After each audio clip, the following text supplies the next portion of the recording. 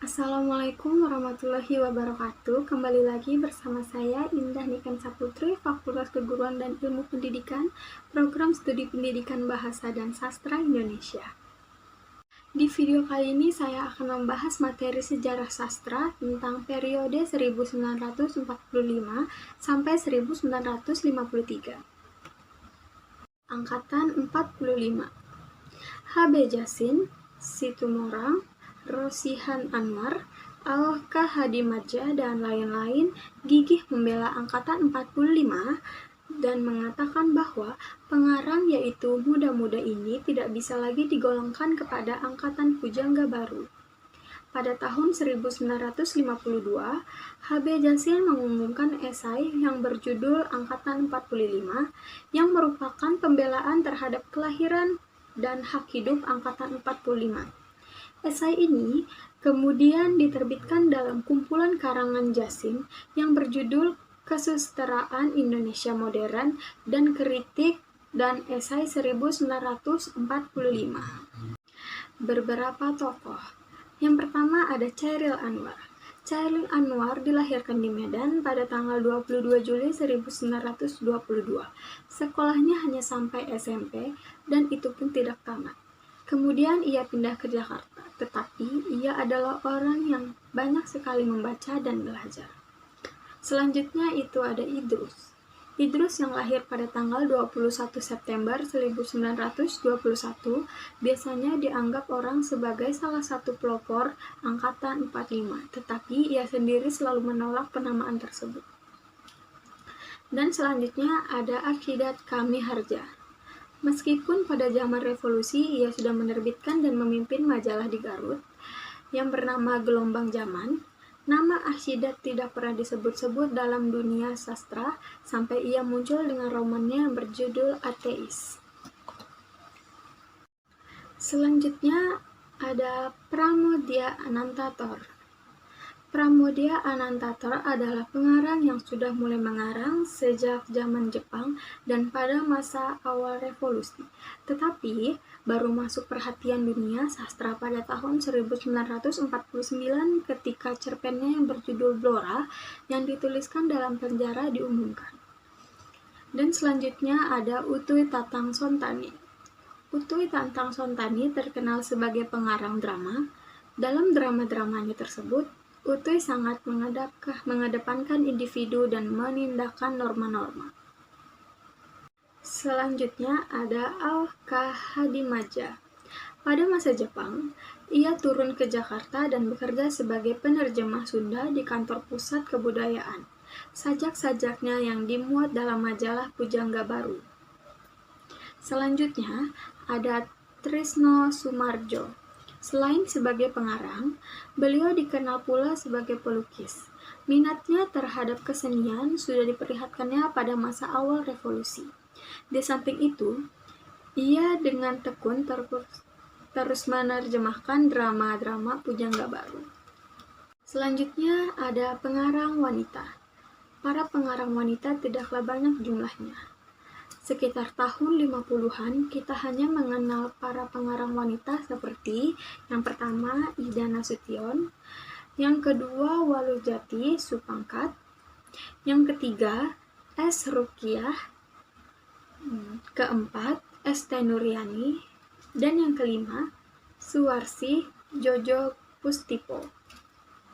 Selanjutnya beberapa pengarang lain. Yang pertama ada P. Sengojo. P. Sengojo mempunyai nama kecil Suripman. Ketika Suripman menulis sajak, ia menggunakan nama kakeknya, Perwiro Sengojo, kemudian disingkat menjadi P. Sengojo.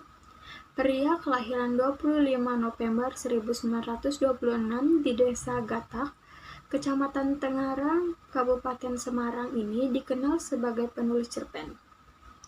Dengan menggunakan nama aslinya Suripman atau kadang-kadang dengan nama samaran Sengkuni. Ketika menulis esai, ia menggunakan nama Suripman P. Sengojo, memang dikenal sebagai pengarang yang gemar menggunakan nama samaran. Hasil karya P. Sengojo kebanyakan diterbitkan dalam majalah antara lain Pancaraja Jenit, Gelanggangan, dan Gajah Mada. P. Sengojo menyelesaikan sekolahnya hingga menengah di kota kelahirannya. Kemudian ia melanjutkan sekolah menengah umum atas bagian di kota Solo dan lulus pada tahun 1947. Sambil menempuh SMU, ia menjadi anggota redaksi majalah Suara Muda yang terbit di kota Solo, dan dia melanjutkan kuliah di Universitas Gadjah Mada, Yogyakarta, Fakultas Teknik, tetapi tidak selesai dan keluar pada tahun 1949. Kedua ada M. Ali. Muhammad Ali mempunyai nama lengkap Muhammad Ali Maricar. Dia dikenal sebagai pengarang cerita pendek, novel, dan naskah drama. Ia juga menulis sajak esai dan terjemah. Dia lahir pada tanggal 23 April 1927 di Kampung Ketapang, Ampel, Surabaya, Jawa Timur, dan meninggal di kota yang sama 2 Juni 1998. Sampai saat meninggalnya, ia masih menetap di pinggiran kota Surabaya itu dengan alamat Manutan, Rejo 5, 11 Surabaya 60185. Pekerjaan pokok yang ditekuninya adalah sebagai swasta dan wartawan. Dia pernah mengasuh beberapa majalah, antara lain di tahun 1947 sampai 1949 sebagai redaksi majalah Mingguan Pahlawan terbitnya Batalion 33 Divisi 1 Tentang Rakyat Indonesia atau TRI. Yang ketiga ada Dodong Jiwa Praja. Dodong Jiwa Praja adalah penyair dari Tanah Sunda yang lahir pada tanggal 25 September 1928 dan meninggal pada tanggal 23 Juli 2009.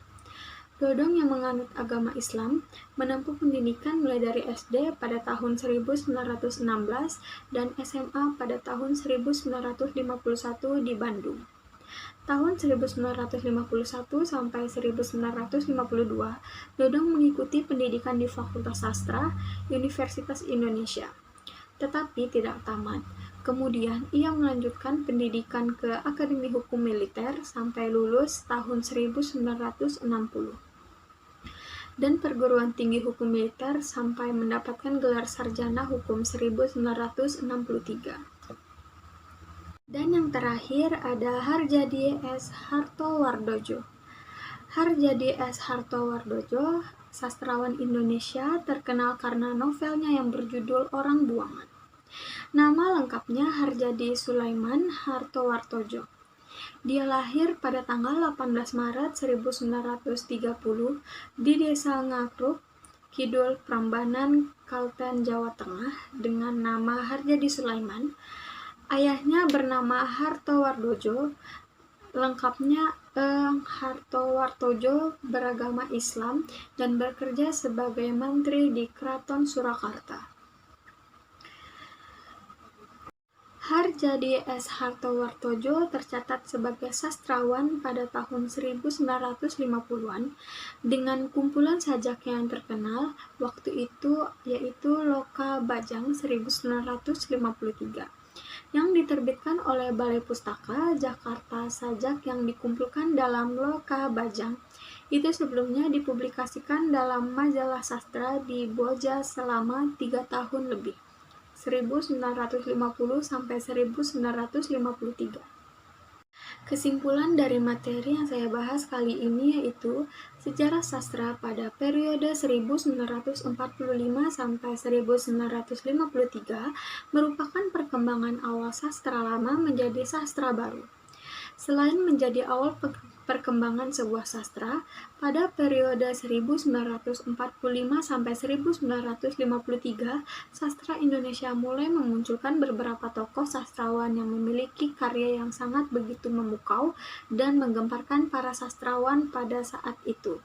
Salah satu seorang tokoh sastrawan yang dikenal sampai saat ini yaitu Chairil Anwar. Sekian dulu materi yang bisa saya bahas kali ini.